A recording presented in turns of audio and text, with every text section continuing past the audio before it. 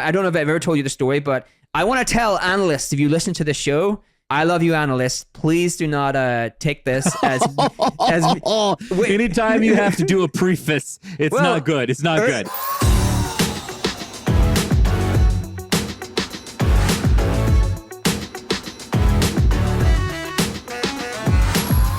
Welcome to another episode of Marketing Against the Grain, your podcast for how to grow in counterintuitive ways. I am your co-host, Kipp Bodnar. I am joined, as always, by my co-host, Kieran Flanagan. And Kieran, we got a hot show today. We're talking about generational trends in brands. Here's my hot take for everybody listening. Today, we are going to talk about what your brand can learn from the future of brands, from the future of generations, what they're looking for as they become more mature, become key buyers in our economy, and how you need to evolve and change your business strategy today to make that happen. This is going to be an awesome topic, Kieran. It's one of our favorite topics. We'd love to get to talk about the future. Are you ready to go?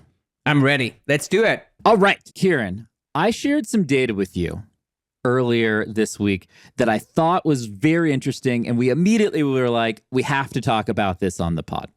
There was a new study released of the top brands for Generation Z. And so for folks who don't know, Generation Z is, I think often called the TikTok generation, but they're the generation now that is largely high school through college right now in the world is Generation Z. And they have very different preferences in brands. And the number one brand on this survey in the study, Kieran, shocked me. Do you know what the number one brand was? I do. I'm happy that you brought that up. I think the number two brand shocked me. So why don't you start with number one, and then we can talk about why that shocked you, and I can talk about why number two shocked me. I like this. The most loved brand with Generation Z, YouTube. All aboard, choo-choo. The YouTube train is going. YouTube is crushing. The single best M&A acquisition of all time, YouTube. I'm not surprised by that, by the way. I'm not surprised by that. No, I'm not surprised, but at the same time, I am surprised that you have this entire generation of people who are getting their content internet first and peer first. So if we want to think a little bit about what the future looks like for you and your business and your brand, you have to say that coming generations are very obsessed with user-generated content from peers and trusting peers and direct publishing much more than traditional media, which is what YouTube really personifies. It democratizes the ability for people to share video on the web and build real audiences of video on the web. I have an awesome Gen Z YouTube story for you, Kieran. You want to hear it before we go on to the number two? I want to hear it. Yeah, so I recently heard a song by a guy named Zach Bryan, who's a really up-and-coming independent music artist in the country music space. And I started researching him. And what's crazy about Zach Bryan is that he was a Marine. And when he was in service, he basically would post low-quality iPhone videos of his songs, basically like on a back porch, just him and guitar playing these songs. And he got mass following. He got, millions of people to watch this because his writing and his voice are so unique. And what that's translated into is his most recent album broke all the Spotify streaming records. Bananas. If you want to go see him live, the secondary market prices for tickets are like well over $500 for like the worst tickets in amphitheater arena. And so it shows you that this peer-to-peer sharing of YouTube is just fundamental to how you actually build distribution and build your business. It also shows you that it has never been a better time to monetize an audience in history than right now. Well, it's an erosion of the middleman, right? The middle company. So yes. Like you are really taking entertainment direct to consumer, whereas I have talent, I have access to platforms, I can show my talent on platforms, and that actually can help me get distribution I need to turn that into real money, real career. The other thing that's interesting about the YouTube being number one and like peer-to-peer, like people wanting to get their content from Mr. Beast, people wanting to get there's a really good study that shows that Gen Z are predominantly starting to get their news from TikTok. Now you can actually argue if that is a good thing or a bad thing, but what is actually happening for that generation is an erosion of trust in institutions. Yes. And that actually has repercussions for brands, right? What happens if there is over time an erosion in trust in brands? And I've seen other studies that have shown like even millennials and Gen Z don't trust brands material, like their what they say about themselves. They don't trust their sales reps. There's this erosion of trust. I think that's super interesting to think about as you build a company that you want to be a generational company. It's like, how do you like get over that? Or how do you like build for that generation? So Kieran, I think that point of trust erosion is great. So if we're going through the show here, we talked a little bit about the power of distribution or the power of peer connections. And for that trust side, what those studies basically say is they don't trust traditional news media. They don't trust brands. They trust influencers and their peers. Yes. Right? And so if you are building a modern brand for the future, if you are not investing heavily in influencer marketing, in customer referrals, customer marketing, customer reviews, all of those things, then you're not going to have the right trust. Yes, customer advocacy. Then you're not going to have the right trust signals to build a remarkable brand in the future. That's lesson number 2 of the pod today. Yeah, I think one of the tweets that really articulated this trend, really encapsulated this trend, was from Amjad. Yes. He's the founder of Replit, which is a phenomenal company. And his tweet is, for the first time in history, it has become easier to turn attention into capital than capital into attention. That is what is going on here, right? Distribution and that audience is exactly what's going on here. Is harder to acquire. But boy, when you acquire that, you can build a multitude of businesses. Mr. Beast, a multitude of businesses. Kim Kardashian, a multitude of businesses. I think this is the best articulation of what is happening, is that it has never been so hard to acquire distribution and an audience. But when you have it, you can just monetize it in such a multitude of ways. So I think there comes a third lesson of this podcast for everybody listening that Kieran just pointed out, which is you can't buy audience in the way you used to. You have to earn it. You know, the reason what that tweet that Kieran just talked about is true is because you can't just, if you have a bunch of money, go buy, a lot of people who care about you.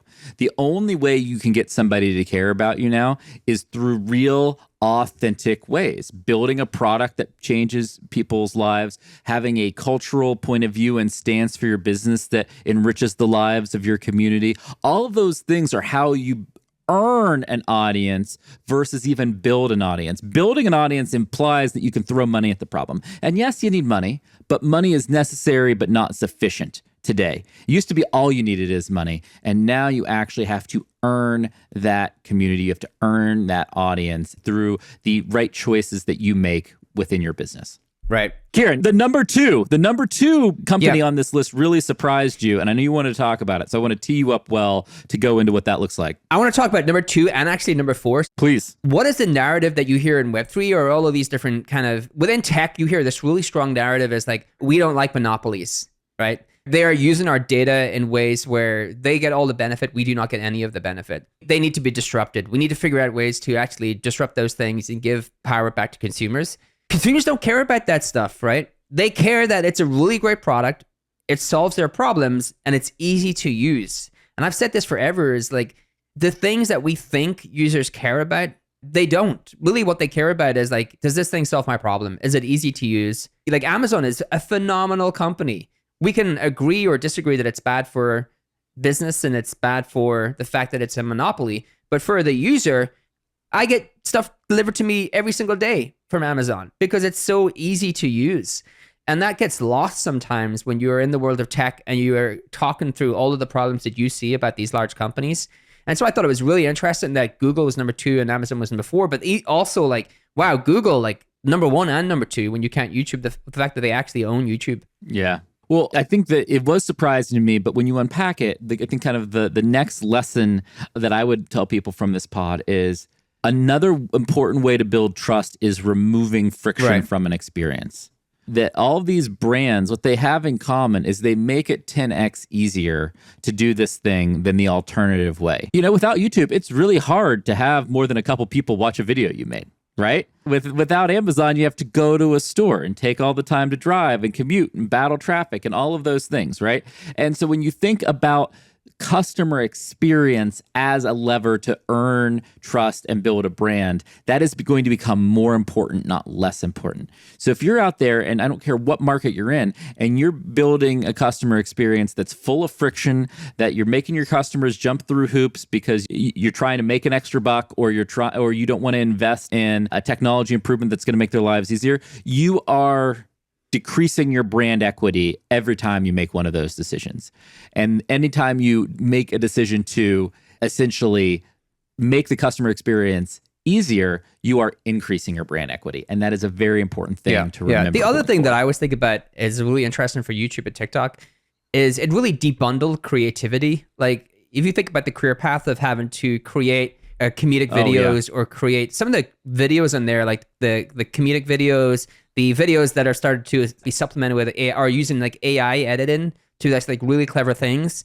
You would have to go through like college, work your way within the industry, like figure out how to network, and then maybe get yourself onto a TV show as a runner, and then be able to like work your way up to like earn the right to do something creative. Now you can just like pick up a camera or a phone and use some of these tools and do creative things each and every day. So I love the fact that actually it started to debundle creativity, and everyone who has like some amount of creativity within them can actually like bring that out.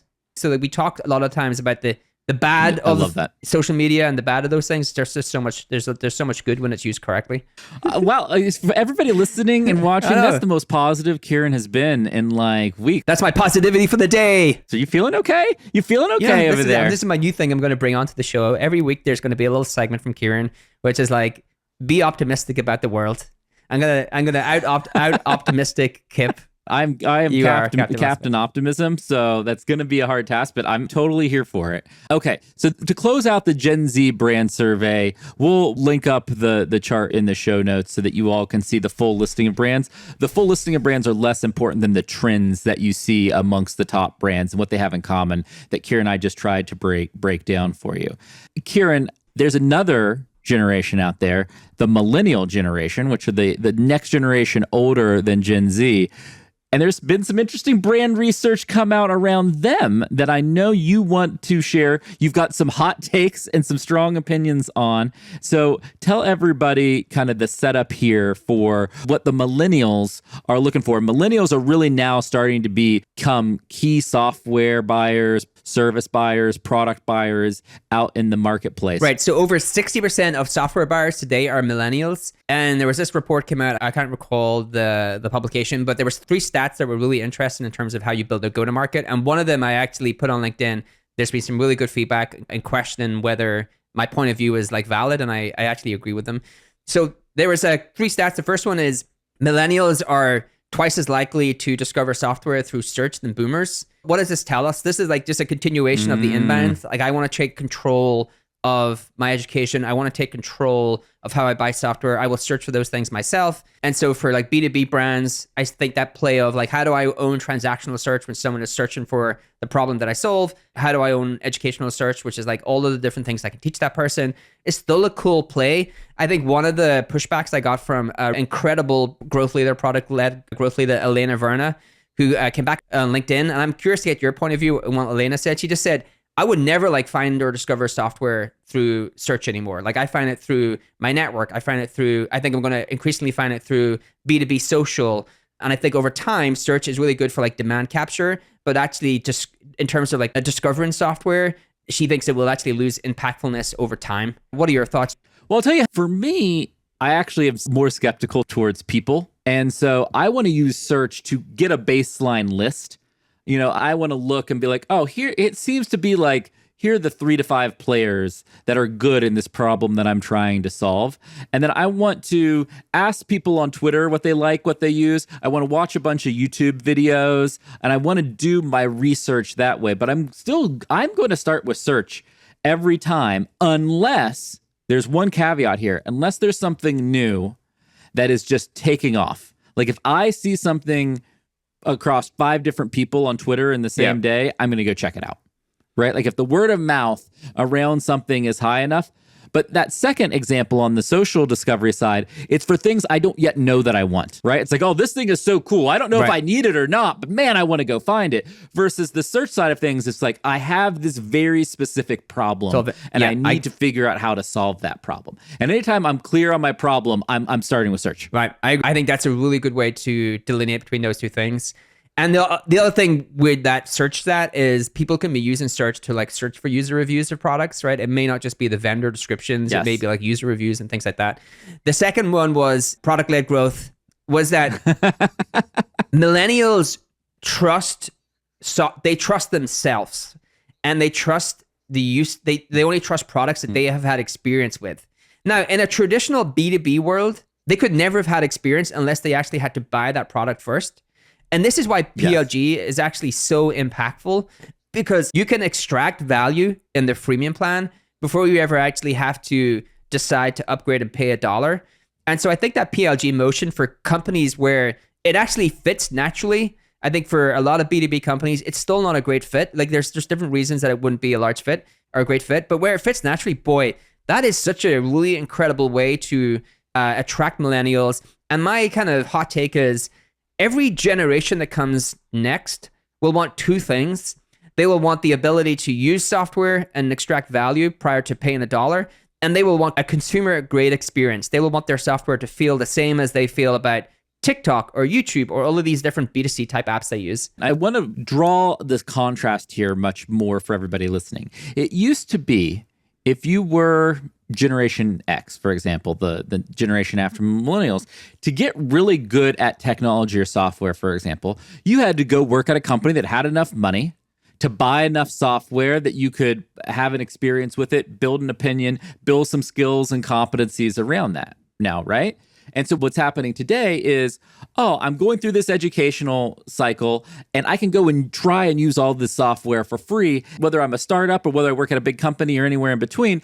I can be way more informed than ever before about the software choices I make. What's going to happen next? And the next thing I would put out there for everybody looking to build a great brand in the future is companies are going to provide more and more deep education and certification on their software so that the Generation Zs of the world don't have to, maybe have a full formal college degree or a specific type of college degree, and instead can go and spend dedicated time at their own learning pace to become an expert in this kind of technology. We're seeing that happen with HubSpot Academy right now. And it's, we've certified almost 500,000 people on HubSpot related best practices in software. And you are going to see that. This is just the very tip of the iceberg that is going to keep growing exponentially in every industry. And if I was out there in my industry, I would be thinking about how I can become a leading education provider in my market. Yeah, I think that's a great point. Like the more niche you go in your career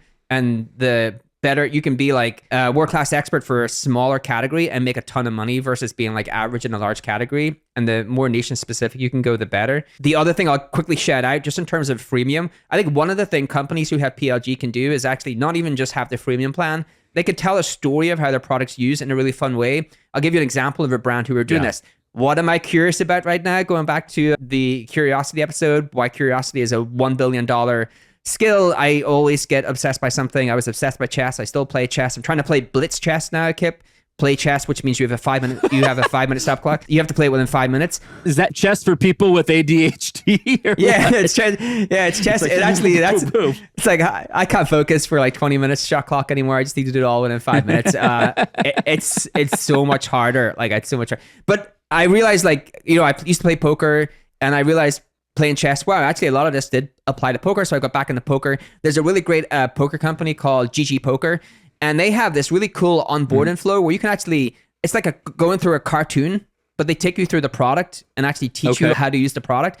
You don't have to sign up. You don't have to do anything, but you get the experience of what it feels like using the product as a user without having to actually give them any details, give them a password. And I think there's a lot of innovation to come in terms of how you can give people the true feeling of what it's like to be a user in your product. The third one I wanted to get into, and I want to give a quick caveat here, Kipp. Yes. I don't know if it's not good. There was this like earlier in my career, I won't get into the story now, but I upset this really well-known analyst and it got me into a lot of trouble. It was predated HubSpot. And so they are a force of nature in the B2B space. So there was a stat inclusive in this report that Millennials trust analysts way less than boomers. And actually, I think Gen Z trust them even less. Now, this just comes back to the very first segment of the show, erosion of trust in institutions. They much prefer to get something from someone they know, like validate a referral from their network, a referral from users that they know. They really don't trust analysts or their analyst reports. And I thought that was kind of interesting because like B2B, traditional B2B companies like are very like, how do I actually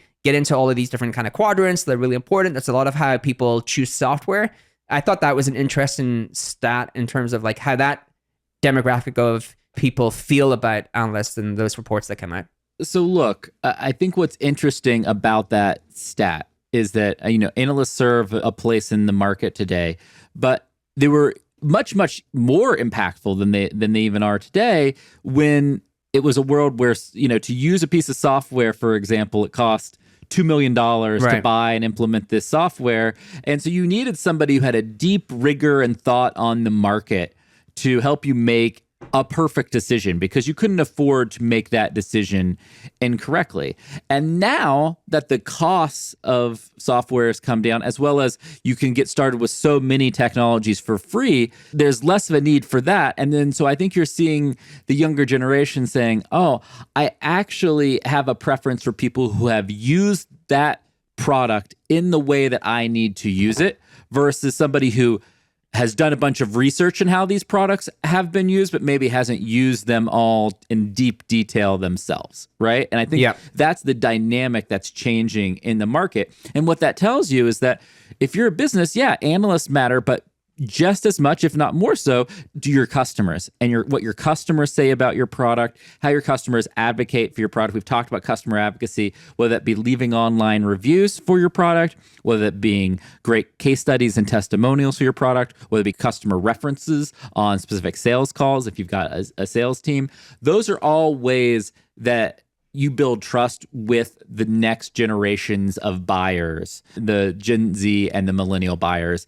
More customer advocacy, more customer proof as to how customers are being successful with your product. Yeah. The only other one, it's not backed up by a stat per se, but my last point on this for this show is the power of stories. And so the example I would use for that is the impact Netflix had on Formula One in the millennial and Gen Z space is really interesting.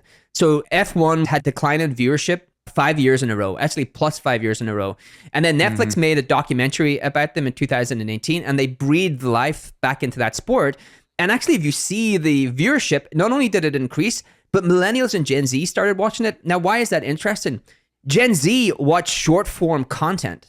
You cannot get any counter to short form content than like watching Formula One, which takes 2 to 3 hours of cars going round and round and round in a track, and whoever has the best car wins. But it shows like people fall in love with the story first and then the product, right? Yes. So Formula One as a product was not that interesting to that demographic. Wow, when you actually create the story around the product and then actually give them the product, much more interested. They're much more bought in. I think for brands, the way I would kind of sum that up is people buy the story, then they fall in love with the product, and they validate the product with their network. And if you can do those three things, you're going to build a generational brand. I love that. I think you missed one part from that metaphor there, Kieran, is characters. What the Netflix documentary around Formula One did I love that. is it turned the drivers in Formula One into characters. You can be interested in a story, but to have real sustained interest in a story, you have to have a emotion towards the characters of that story. Right. And it's actually where so many brands go wrong is in not having clear characters of their story. And your characters can be your customers, your executives, they can be influencers, they can be many different types of people. But if you are absent of those characters and you're just trying to have your brand be the sole character in that story, it's a very hard story to tell when you have one character. Yeah, I think that's great. And I think I've seen companies who have made their execs like they have a really incredible founder, or even Shopify have an incredible Harley, who's the president. Or it's either really like they have incredible execs with a very strong point of view and a strong vision, or they have incredible customers that they make into the heroes, or you kind of have a combination of the both. But I love that point, which is like, yeah, you can't tell the story without really great characters that people fall in love with. I completely agree with that. So if we're thinking back to today's show, what we did is we took some really interesting research around how Gen Z and millennials is thinking about brands and thinking about buying experiences. And we unlocked, I think, some important lessons for everybody listening of what you should think about and do differently. One, think about the trust around your brand. And you're going to build trust not by telling everybody that they should trust you, but by having customers and influencers work on your behalf to build a trusted brand. We talked about audience, that you have to earn your audience. You can't go out and buy that. Kieran gave a great tweet around how it's easier to monetize attention than it is to buy attention. And that is 100% true. And so think about, from a business perspective, the stories you're going to tell to earn that attention in the market and build a real durable brand. We learned about how analysts have an important role, but a diminishing role with some of the younger generations as we look to more free and product-led growth technologies and products that you can try before you buy. And if you're trying to build a generational company, how can you give your product experience to your buyer before they actually pay for it is going to be a big, big opportunity. What else would you add in there, Kieran, as we're closing out? I think the story part, the part that we ended on, a strong story, incredible characters, have people fall in love with the product because it demonstrates how those characters are intertwined in the product, and then show how the characters are intertwined in the product, and then you validate that with people saying great things about that product within your network. And I think that's how you build real momentum. And this show really shows, Kipp, that we are down with the Gen Z crew. We're on the TikToks. Yeah. We're in there on the TikToks. And you know what? We may not be Gen Z, Kieran, but we have a lot of the same habits. We like where they're going. We love to conform. You and I watch a ton of YouTube, for example. YouTube is one of our favorite platforms and favorite brands. I live on YouTube. That's why I wasn't surprised. I live with YouTube. YouTube is my number one pick. I live on YouTube, for better or worse. Same here. YouTube is becoming one of the most important channels for how I learn things. And so if that tells you anything, the last thing we talked about is how people discover new things. And yes, they're going to use traditional search, but they're also going to use YouTube, and they're going to use social to discover things more and more. So you need to be across those channels. If you're just in one of them, you're only giving yourself exposure to part of the audience, part of the market that's really out there for your product or your service. So with that being said, I thought this was an awesome segue into a topic that doesn't often get talked about, which is how people across generations perceive brands and the companies that they want to work with. And that has been awesome. Kieran, thanks for the dose of optimism today. Optimistic Kieran was in the house. Kieran, optimistic Kieran. Let's go. And until next time, this has been Marketing Against the Grain. Thanks, everyone.